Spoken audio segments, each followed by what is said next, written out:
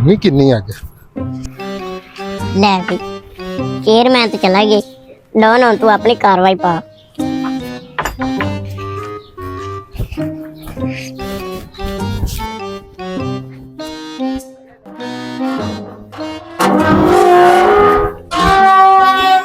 क्या बात है बकरियां ईद भी देड़े आ दिहाड़ी भी सही लगेगी। चल भाई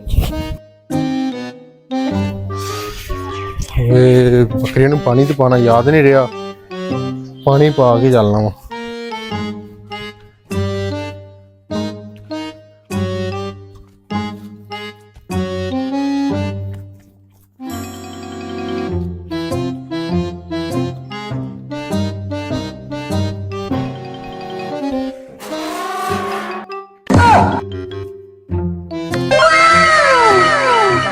अच्छा बकरी फड़ के जा रहा तू है कौन है?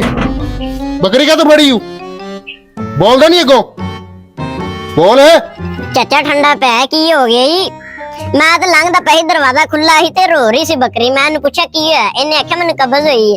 मैं ते इहदे नाल चला ही डॉक्टर कोल इहदी मेडिसिन लेन। अच्छा दवाई लैन चला सा तू? पहले मैं तेरी कब्ज दूर करना वा चल।